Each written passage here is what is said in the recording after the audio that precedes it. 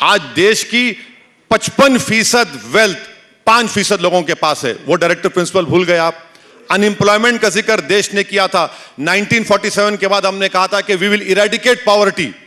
आज सबसे बड़े प्रदेश का मुख्यमंत्री कहता है कि भाइयों बहनों अब 23 से 21 साल कर दिए, खुश हो जाओ। डायरेक्टिव प्रिंसिपल में ये चीजें भी हैं। आप 44 की बात करते हैं तो बताइए 44 में आप क्या करना चाहेंगे?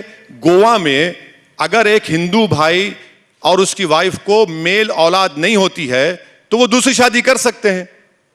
आप यूनिफॉर्म सिविल कोड की बात करते हैं, क्या आप जाकर हिमाचल प्रदेश में एग्रीकल्चर लैंड खरीद सकते हैं? नहीं खरीद सकते।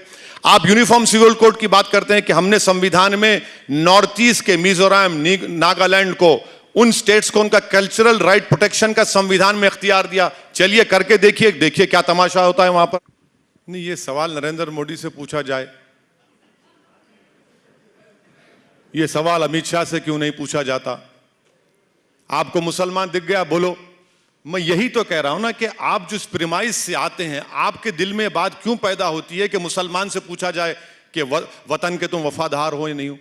क्या आप ये सवाल करेंगे मौलाना अबुल कलाम आजाद से? क्या आप सवाल करेंगे अल्लामा फजल खैराबादी से? क्या आप सवाल करेंगे जौहर बरदरान से? क्या उन उलमाओं से सवाल करेंगे जिन्होंने देश की आजादी के लिए जिहाद का फतवा दिया था? ये क्या बात है? बोलिए। 75 साल की आजादी मना रहे हैं, मगर आपके दिल में अभी भी एक कीड़ा है कि मुसलमान वफादार है या नहीं है। मैंने भारत के संविधान के ऊपर अल्लाह के नाम पर ओथ लिया है। अब इससे बढ़कर अब मुझे आपसे वफादारी की सर्टिफिकेट की जरूरत नहीं है। आप क्या सोचते मुझे उसकी फिक्र नहीं है। मैं ये कह रहा हूं कि देश में मुझे अपने मजहब पर चलने की पूरी इजाजत है। मुझे देश के चप्पे चप्पे से मोहब्बत है। मैं जब तक जिंदा रहूंगा, इस सरजमीन पर रहूंगा, जब अल्लाह की तरफ से वक्त आएगा तो इसी जमीन में चला जाऊंगा। अब इसके बावजूद भी अगर आप मुझ पे पूछा जाएंगे कि ये सवाल है, क्या सवाल है? ये तो गलत सवाल है आपका। ये सवाल उठता ही नहीं चाहिए, प्रेमाइस गलत है इसका। संविधान पर आपका अकीदा है, संविधान को आप सबसे ऊपर रखते हैं? बिल्कुल, संविधान से देश चलेगा ना। संविधान से देश चलेगा। तो संविधान में आर्टिकल 44 के संदर्भ में आपका क्या ख्याल है? संविधान में शराबबंदी पर आपका क्या पोजीशन है? आप लोग 6:30 बजे के बाद पीते हैं, टून हो जाते हैं, इसलिए आप डायरेक्टर प्रिंसिपल की बात नहीं करते। बताइए क्यों नहीं करते आप? संविधान में इस बात का जिक्र है कि भारत के जो नेचुरल रिसोर्सेस हैं इक्विटेबल डिस्ट्रीब्यूट होना चाहिए। आज देश की 55% वेल्थ 5% लोगों के पास है। वो डायरेक्टर प्रिंसिपल भूल गए आप। अनएम्प्लॉयमेंट का जिक्र देश ने किया था। 1947 के बाद हमने कहा था कि वी विल इरेडिकेट पॉवर्टी। आज सबसे बड़े प्रदेश का मुख्यमंत्री कहता है कि भाइयों बहनों अब 23 से 21 साल कर दिए, खुश हो जाओ। डायरेक्टिव प्रिंसिपल में ये चीजें भी हैं। आप 44 की बात करते हैं तो बताइए 44 में आप क्या करना चाहेंगे? गोवा में अगर एक हिंदू भाई और उसकी वाइफ को मेल औलाद नहीं होती है तो वो दूसरी शादी कर सकते हैं। आप यूनिफॉर्म सिविल कोड की बात करते हैं, क्या आप जाकर हिमाचल प्रदेश में एग्रीकल्चर लैंड खरीद सकते हैं? नहीं खरीद सकते। आप यूनिफॉर्म सिविल कोड की बात करते हैं कि हमने संविधान में नॉर्थ ईस्ट के मिजोरम, नागालैंड को, उन स्टेट्स को उनका कल्चरल राइट प्रोटेक्शन का संविधान में इख्तियार दिया। चलिए करके देखिए क्या तमाशा होता है वहां पर। यूनिफॉर्म सिविल कोड की जरूरत नहीं है, मेरा मानना है। इस देश की खूबसूरती उसकी डाइवर्सिटी है। और याद रखिए कि असदुद्दीन ओवैसी को बइज़्ज़त मुसलमान आर्टिकल 29 का जो फंडामेंटल राइट है, मुझे राइट टू कल्चर का प्रोटेक्शन है। मुझे उस पर आप कैसा छीन सकते हैं मुझसे? आप आर्टिकल 29 मुझसे आप नहीं। मेरा सवाल आप दूसरी तरफ ले गए। दोनों ही बार जब मैंने आपसे बात पूछी, मेरा ना मंतव्य था आपसे। जब मैंने ये पूछा कि आप इस्लाम को या संविधान को किसको ऊपर रखते हैं, मैंने बहुत पर्पस के साथ वो सवाल किया था, लेकिन आप दूसरी तरफ ले गए। दूसरे जब मैंने आपसे आर्टिकल 44 पूछा, मैं खेत की बात कर रहा हूं, आप खलिहान की बात करने लगते हैं। मैं आपसे पूछ रहा हूं आर्टिकल 44 के संदर्भ में, आप तुरंत उसको दूसरी तरफ। आप 6 बजे के बाद शराब पीना तुम किसके संदर्भ में कह रहे हैं मुझे नहीं मालूम, लेकिन मैं आपसे एक बात जानना चाहता हूं। आप परमिट कीजिए, मैं आपसे एक बात जानना चाह रहा हूं। इस देश में एक सेकंड, इस देश में एक बाप है, उसके 4 लड़कियां हैं। एक की शादी ईसाई से होती है, एक की शादी मुस्लिम से होती है, एक की शादी पारसी से होती है, एक की शादी हिंदू से होती है जी। वो अपनी चारों बेटियों के लिए बराबर अधिकार चाहता है। वो बाप, उस बाप की क्या गलती है सर, बताइए आप। अरे कौन रोक रहा है आपको? दीजिए ना। यही तो है 44 सर। अरे सर यही तो है यूनिफॉर्म सिविल कोड सर। एक मिनट सुनिए।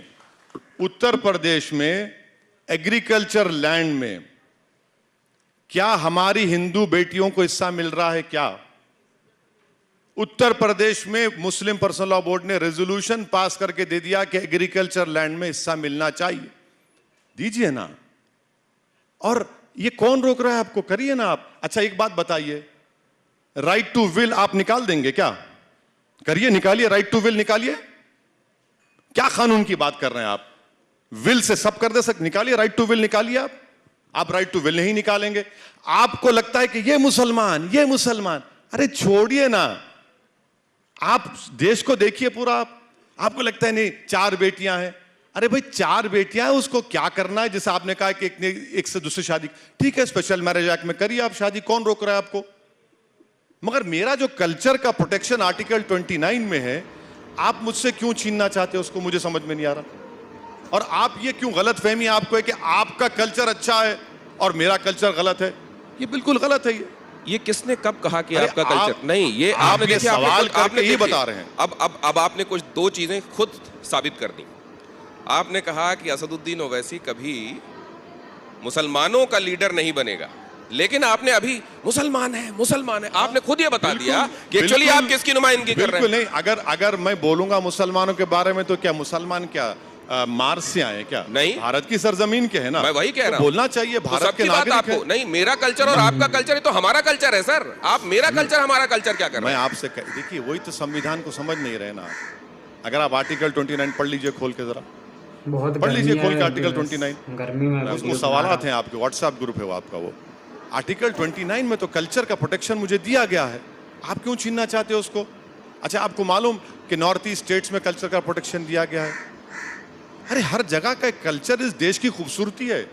जब मैंने आर्टिकल 44 की बात की तो आपने कह दिया कि कितनी बच्चियों को उत्तर प्रदेश में जमीन पे हक मिल रहा है। मैं एक बात ये जानना चाहता हूँ कि अक्सर इस तरह की बातें करने वाले और समाज के उस तबके की नुमाइंदगी का दम भरने वाले, अगर प्रत्यक्ष नहीं तो परोक्ष रूप से भरने वाले, उनको मैं हमेशा एक स्टेटस में देखता हूँ, एफ्लुएंट देखता हूँ।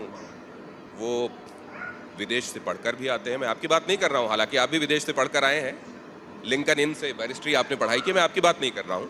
लेकिन वो तमाम लोग मेरे को एफ्लुएंट दिखाई देते हैं। वो जिस तबके की बात होती है सर, वो गरीबी दिखाई देता है। ये भी थोड़ा मुझको आप माजरा समझाएंगे, क्योंकि आप तो सर ऊपर से नीचे तक पूरा मशीन देख चुके हैं। आपका सवाल खुल के करिए। आप क्या पूछना चाह रहे, खुल के करिए। मैं आपकी समझ में नहीं आया आपको, नहीं मैं समझ में समझाता आया, हूं। मुझे नहीं समझ में आया सर। आपकी तरह अक्लमंद होता तो एंकर बन जाता। आर्टिकल 44 की बात करने पर उसको जिन गलियों में घुमाया, मुझको नहीं गलियों में नहीं, आपने कई सारी चीजें समानांतर रूप से खींची सर।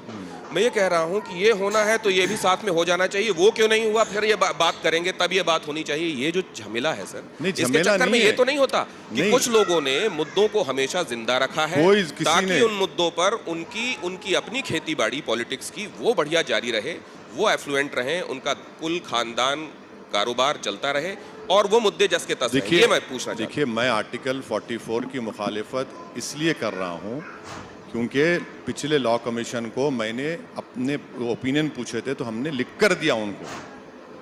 और आज भी आपसे कह रहा हूं कि आर्टिकल 44 का वायलेशन या आर्टिकल 44 को इम्प्लीमेंट करना या जो भी कानून बनाना, उसके खिलाफ हम इसलिए हैं क्योंकि हमारे को राइट टू कल्चर आर्टिकल 29 का हमारा हिस्सा है। हम अपने कल्चर को, जो फंडामेंटल राइट है, फंडामेंटल राइट को आप नहीं छीन सकते मुझसे। आप दिनेश साहब, मेरा फंडामेंटल राइट है। अब आप ये बताइए कि इसमें एफ्लुएंट, उसमें क्या है? भाई मैं ये कह रहा हूं कि आप एफ्लुएंट की बात कर रहे हैं ना, संविधान में डायरेक्टिव प्रिंसिपल लिखा है कि देश के नेचुरल रिसोर्सेज सब में इक्वली डिस्ट्रीब्यूट होनी चाहिए। मैं आपको डेटा दे रहा हूं कि देश की 55% दौलत 5% लोगों के पास है। वो क्यों हो रहा है? देश का पूरा एयरपोर्ट, देश के पूरे पोर्ट्स एक आदमी के पास क्यों है? बताइए मेरे को। ये क्या डायरेक्टिव प्रिंसिपल का वायलेशन नहीं है? आप बताइए मेरे को। गरीबी, आप 4 साल का टीओडी करते हैं, आप गरीबी उसका मुकद्दर बना रहे। उस पर देखिए ना, अनएम्प्लॉयमेंट 8% है, आप उस पर नहीं बात करेंगे। किस पर बात करेंगे आप? आप सुनिए, इसी तरीके से जनसंख्या नियंत्रण पर भी बात नहीं होना चाहिए। करिए बात आप। हाँ, अच्छा बात किया आपने। 2020 दिसंबर में नरेंद्र मोदी की सरकार ने सुप्रीम कोर्ट को लिखकर एफिडेविट दिया कि 2 चाइल्ड नॉर्म के हम खिलाफ हैं, क्योंकि टीएफआर रेट गिर चुका है। अब आप मुझे बोलेंगे, अच्छा परसों जो नेशनल फैमिली हेल्थ सर्वे आया एक महीना भर पहले, उसमें देख लीजिए टीएफआर रेट जो पहले मुसलमानों का था अब कितना है, आप देख लीजिए ना। तीसरी अहम बात यह है कि जो देश के प्रधानमंत्री और भाजपा वाले नहीं बताते हैं कि इस देश में जो डेमोग्राफी है वो किसी विश्व में किसी कंट्री के पास नहीं है। आप उस डेमोग्राफी के लिए क्या कर रहे हैं बताइए ना, छोड़िए ये सब आप जो बातें कर रहे हैं। भाई अगर 50% आबादी हमारी 25 साल से कम उम्र की है, 60% आबादी 45 साल की, तो आपने नौकरियां क्यों नहीं दी उनको? आपने नौकरियां नहीं दी। अब आप कहते हैं 15 लाख में नौकरियां दूंगा 2 साल में। मेक इन इंडिया जब हुआ था 2015। उम्मीद करते हैं ये आपको वीडियो बहुत ही अच्छी लगी होगी। तो अगर इस तरह की अगर कोई भी मिस्टेक वीडियो में हुई हो तो प्लीज़ कमेंट में ज़रूर बताना। तो इस तरह के रिएक्शन की वीडियो देखने के लिए हमारे यूट्यूब चैनल को सब्सक्राइब करें। तो मिलते हैं नेक्स्ट वीडियो में। ओके, अल्लाह हाफ़िज़। अपना ख्याल रखना और मुझे दुआओं में याद रखना।